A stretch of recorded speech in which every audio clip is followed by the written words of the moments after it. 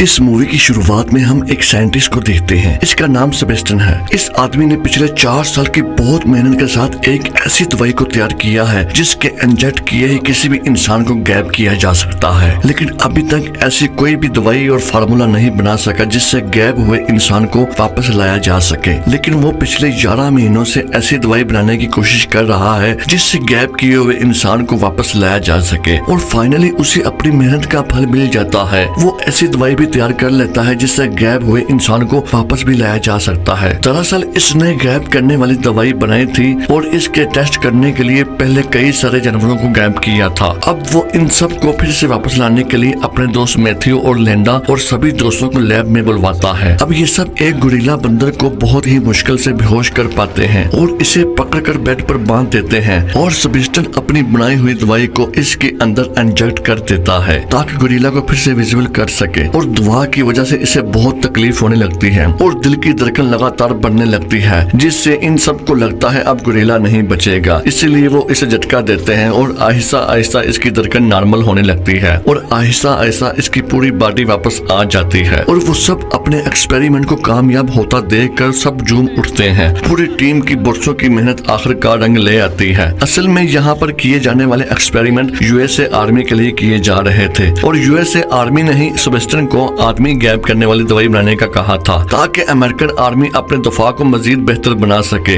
अब सेबेस्टियन की आर्मी के साथ मीटिंग होती है, लेकिन मीटिंग में वो झूठ बोलता है और वो कहता है मैंने गैब करने वाली दवाई बनाई है लेकिन इसका तोड़ नहीं मिला और मैं अभी भी इस पर काम कर रहा हूँ, मुझे अभी थोड़ा और वक्त चाहिए। गुस्से में मिलिट्री ऑफिस कहता है हम तुझे पहले ही काफी ज्यादा वक्त दे चुके हैं, अब तुम्हारे पास बहुत ही कम वक्त है, इसमें भी अब तुम दवा नहीं बना सकते तो हमें किसी और बंदे को हायर करना होगा। अब जब सेबेस्टियन मीटिंग से बाहर आता है तब लेंडा और मैथ्यू इससे पूछते हैं तुमने अफसरों से झूठ क्यों कहा? तब वो कहता है मुझे पहले ये दवाई इंसानों पर टेस्ट करनी होगी। असल में सेबेस्टियन एक्सपेरिमेंट पहले अपने ऊपर करना चाहता है, इसके लिए लेंडा और मैथ्यू से हेल्प मांगता है।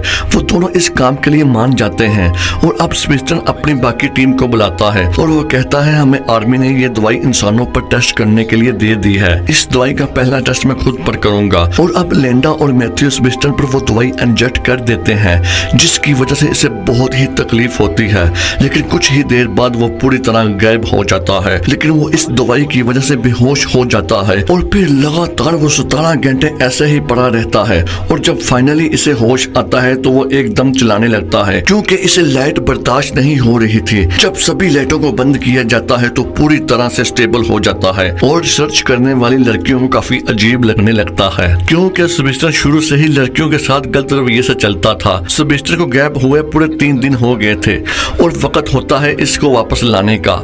लिंडा और इसकी टीम इसे दवाई इंजेक्ट करते हैं जिससे इसके बॉडी पार्ट दिखाई देने लगते हैं, और आखिरकार बहुत कोशिश करने के बाद सेबेस्टियन को वापस विजिबल लाने के लिए नाकाम हो जाते हैं। इसीलिए इसके लिए एक बॉडी मास्क तैयार किया जाता है ताकि वो सब इसे देख सके। अब इसे गैब हुए 10 दिन हो चुके हैं और सेबेस्टियन अपने इस रूप से बहुत ज्यादा परेशान हो चुका है क्योंकि गैब होने के बाद इसे ठीक से नींद भी नहीं आ रही थी, और आहिस्ता आहिस्ता इसके दिमाग की हालत खराब होने लगती है क्योंकि पिछले कई दिनों से वो ऐसे कमरे में बंद होता है कि एक दिन वो सबको बताए बगैर रूम से बाहर निकल जाता है और अपने घर आ जाता है। इसी दौरान इसे अपने घर के साथ एक पड़ोस की लड़की दिखती है जिसे वो बहुत ही ज्यादा चाहता था।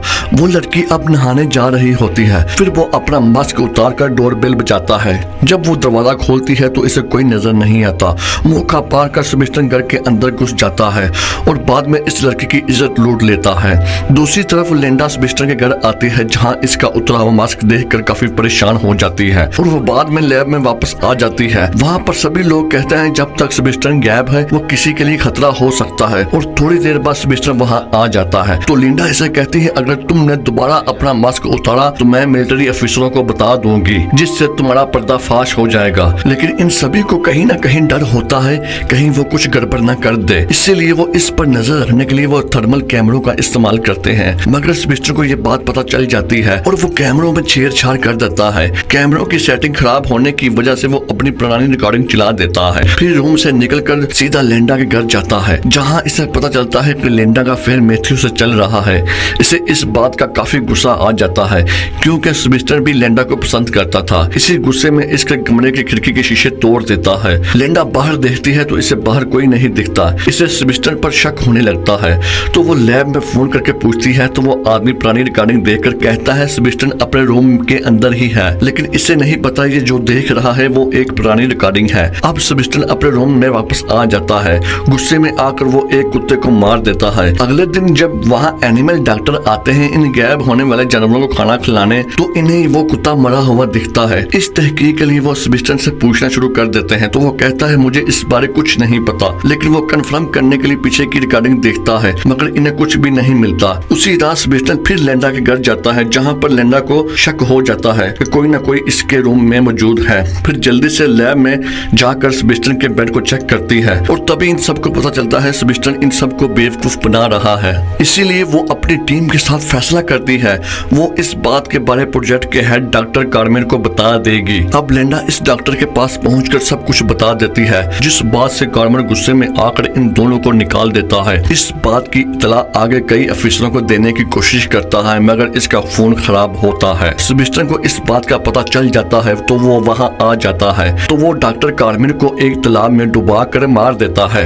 अगले दिन सेबेस्टियन लैब में पहुंच जाता है जहाँ लेना डॉक्टर कार्मेन की कॉल का इंतजार कर रही होती है क्योंकि आज सेबेस्टियन के बारे आज सारी टीम की एक खास मीटिंग होने वाली थी, लेकिन काफी देर बाद भी फोन नहीं आता तो वो कार्मेन को फोन करती है। तब इसे पता चलता है किसी ने कार्मेन को कत्ल कर दिया है। इस खबर को सुनकर लिंडा फैसला करती है कि वो इस प्रोजेक्ट के बारे सबको बता देगी क्योंकि सेबेस्टियन के गायब होने की खबर इन लैब के लोगों तक ही महदूद होती है, लेकिन वो बाहर जाने की कोशिश करती है तो लैब के सब दरवाजे बंद हो जाते हैं। ये सब सेबेस्टियन का किया हुआ काम होता है और सभी लोग इसे ढूंढने का प्लान बनाते हैं क्योंकि सेबेस्टियन अभी भी इसी लैब में होता है। जब वो लोग जा रहे होते हैं इनकी टीम की एक लड़की पीछे किसी काम के लिए जाती है तो सेबेस्टियन इसे मार देता है। अब वो लैब के सारे लोग समझ जाते हैं सेबेस्टियन हम सबको मारना चाहता है ताकि वो बाहर जाकर अपने गायब होने का नाजायज फायदा उठा सके। अब वो लगे हुए ट्रैकिंग कैमरों की मदद से मैप से इसकी लोकेशन का पता लगाते हैं। उसे पकड़ने के लिए दो लोग जाने की तैयारी करते हैं। जब वो वहाँ जाते हैं सेबेस्टियन कार्टर को जख्मी कर देता है। मैथ्यू इस पर फायरिंग करता है मगर वो किसी तरह वहाँ से भाग जाता है। कार्टर का बहुत ज्यादा खून बहने लगता है, इसीलिए मैथ्यू सारा को ब्लड लाने के लिए कहता है, लेकिन सेबेस्टियन सारा पर अटैक कर देता है। दूसरी तरफ ब्लड ना मिलने से कार्टर की मौत हो जाती है और अब इस लैब में सिर्फ 3 ही लोग बचे थे, लिंडा, मैथ्यू और फ्रैंक। अब वो लोग सारा की मौत से अनजान होते हैं और इसे ढूंढने के लिए जाते हैं जहाँ एक फ्रीजर में सारा की डेड बॉडी मिलती है और उसी वक्त सेबेस्टियन फ्रैंक के अंदर एक लोहे का राड घुसा देता है और इसे मार देता है। जब मैथ्यू इसे बचाने की कोशिश करता है तो वो इसे भी जख्मी कर देता है। अब वो लेंडा और मैथ्यू को एक फ्रीजर में बंद कर देता है ताकि ठंड से वो दोनों मर जाएं। अब फ्रीजर का टेम्परेचर आहिस्ता आहिस्ता डाउन होने लगता है। थोड़ी देर बाद वो किसी तरह फ्रीजर से बाहर आ जाते हैं। लेंडा फैन गन लेकर लिफ्ट के पास जाती है। सेबेस्टियन बाहर जा रहा था, इस पर आग का फायर कर देते हैं जिससे सेबेस्टियन पूरी तरह जलने लगता है। इसके सारे कपड़े जल जाते हैं जिससे वो फिर से गायब हो जाता है। अब वो मैथ्यू को बाहर निकालना चाहती है, इसकी जमी हुई बॉडी के पास आग चला देती है। बस सेबेस्टियन एक बम बनाता है और उसका टाइम सेट करके वहाँ से निकलने की कोशिश करता है। अब मैथ्यू लेंडा को अपने साथ लेकर जाने लगता है, लेकिन सेबेस्टियन इन दोनों पर हमला कर देता है। जब सेबेस्टियन लोहे के राड से इन पर हमला करता है तो मैथ्यू इसे धक्का दे देता है जिसका राड बिजली से टच हो जाता है और करंट लगने से सेबेस्टियन पूरी तरह जल जाता है और उसकी वहीं डेथ हो जाती है। लेंडा ऊपर चढ़ जाती है जहाँ मैथ्यू भी साथ होता है। अब ये दोनों बाहर आ जाते हैं। बम चलने से पूरी की पूरी लैब तबाह हो जाती है। इसी के साथ ये मूवी एंड हो जाती है। उम्मीद है दोस्तों हमारी ये वीडियो भी आपको अच्छी लगी होगी। मजीद इसी तरह की एक्सप्लेन मूवी देखने के लिए यूट्यूब पर हमारे रोजिला टीवी को सब्सक्राइब कीजिए और बेल आइकन को लाजमी दबाइए ताकि आने वाली वीडियो का नोटिफिकेशन आपको मिलता रहे।